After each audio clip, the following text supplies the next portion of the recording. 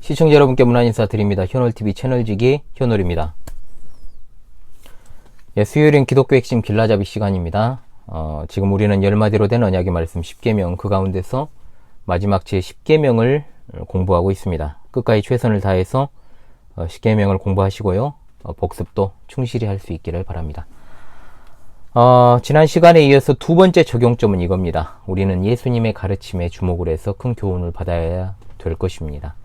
자, 8계명을 제가 강의하면서요, 잠깐 언급한 바 있습니다.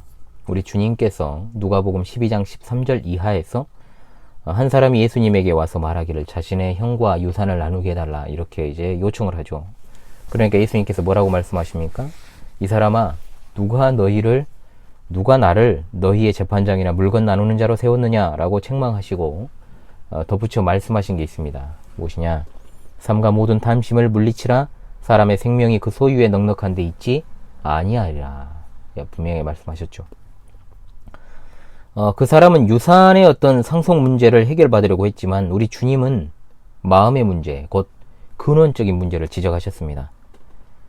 즉 동생애라고 하는 그 사람의 마음의 탐심을 보셨던 것이죠.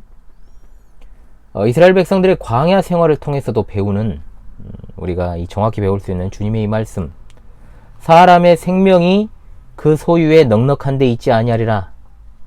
자, 완전히 전곡을 찌르는 말씀이죠. 이 가르침을 더욱더 분명하게 하시기 위해서 예수님께서 하신 말씀이 바로 한 부자의 비유입니다. 한 부자가 한 해 소출이 참으로 넉넉하여서 창고를 지으려고 했습니다. 소출이 많은 것을 보니까 이 사람은 분명히 부지런한 사람이고 또 종들을 잘 관리하는 그런 이제 수완이 있는 부자라는 것이 분명하죠. 곡물을 그가 보관하려고 한 것은 다음에 팔기 위함입니다. 추수 때에는 별 볼 일 없어도 그 다음에 또 어떻게 환경이 바뀔지 모르지 않습니까? 그러니까 그때 팔게 되면 이익을 얻을 수 있으니까 이제 그렇게 한 거죠. 현대적인 관점에서 보면 당연히 해야 되는 유능한 CEO의 모습으로서 손색이 없고 탁월합니다. 그러나 주님은 20절에서 그를 뭐라고 가리켜서 말합니까? 뭐라고? 어리석은 자라고 말씀을 하십니다. 왜 그러셨을까요? 예수님의 핵심은 그의 경영이 잘못됐다는 것을 지적하시는 것이 아니라 사람의 생명이 그 소유에 넉넉한 데 있지 않다라는 것을 보여주시기 위함이었습니다. 그는 농사와 경영에는 어리석지 않았습니다. 그의 생명이 자기 소유에 넉넉함에 있다라고 생각을 했기 때문에, 그러나 어리석은 것입니다. 그가 자기 영혼에 대해서 그렇게 말하지 않습니까? 아무리 경영을 잘하고 아무리 공부를 잘하고 아무리 돈을 많이 벌고 명예가 높아지면 뭐합니까? 생명이 누구의 것인지, 이 생명이 다하는 날 어떻게 될 것인지에 대해 모르고 한 치 앞도 내다볼 수 없는 인생이 자신의 소유를 자랑하고 있으니 그는 다 가진 것 같지만 하나도 갖지 못한 자와 같다라는 말입니다. 그날 밤 그의 생명을 주님은 불러가셨습니다. 그만큼 그의 물질이 그의 생명을 구하는 일에 있어서 아무런 역할도 하지 못했습니다. 본 채널을 구독하시고 이 영상을 시청하신 여러분의 상황을 제가 구체적으로 잘 모릅니다. 그러나 드릴 수 있는 것은 분명히 이 말씀입니다. 내가 앞으로 어떻게 살아가야 할 것인가에 대한 계획, 그리고 구상, 이렇게 하는 것은 지혜로운 태도입니다. 삶을 설계하는 것 분명 중요합니다. 그러나 그 안에 하나님이 중심에 계시는가를 생각하십시오. 1초도 고민하지 않고 하나님이 계십니다 라고 쉽게 말하지 마십시오. 그 계획이 하나님으로부터 온 것인가 아닌가를 생각해 보라, 이 말입니다.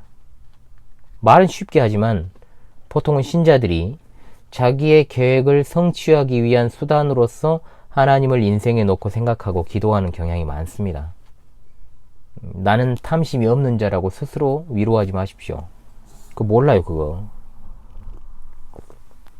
저를 비롯해서 이 채널과 본 영상을 시청하시는 어떤 분도 자유로울 수 없습니다. 여러분의 재물이 있는 곳에 마음이 있다 하셨던 주님의 말씀을 기억하십니까? 여러분의 지금 소유는, 그리고 여러분이 앞으로 갖길 원하는 소유는 누구의 것입니까? 또 누구를 위한 것입니까? 과연 여러분이 그것이 정말로 나를 위한 것이 아니라고 자신할 수 있습니까? 그리고 그 모든 것들 안에 세세하게 하나님께서 자리 잡고 계십니까? 하나님을 바르게 잘 믿어야 됩니다. 저는 이 강의를 통해서 하나님께서 여러분 모두에게 은혜 주시기를 바라지만 반대로 아무도 마음을 다하여 듣지 않더라도 단 한 명이라도 제대로 듣기를 원하는 심정으로 저희 목회 사역도 힘들지만 목회 사역의 일환으로 준비하고 또한 정해진 시간에 대본을 작성하고 영상을 촬영하고 영상을 편집하고 업로드하고 있습니다. 소유하지 말라는 것도 아니고 많이 갖지 말라는 것도 아니라 여러분의 생명에 관심을 기울이시고 하나님께 소망을 두어야 된다라는 말입니다.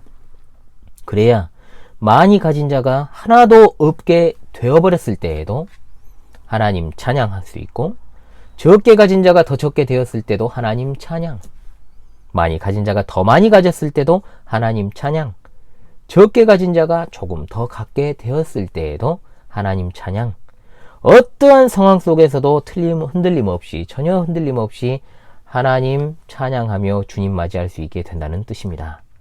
이 말씀의 뜻을 여러분 바르게 상고하고 잊지 않으신다면 하나님께서 우리에게 주시는 이 천금 같은 시간에 시청하는 이 영상이 여러분들에게 분명 유익이 될 줄로 믿습니다. 여러분 바로 이어 또 강의를 진행하도록 하겠습니다. 다음 시간에 뵙도록 하지요. 이번 시간도 참으로 수고했습니다.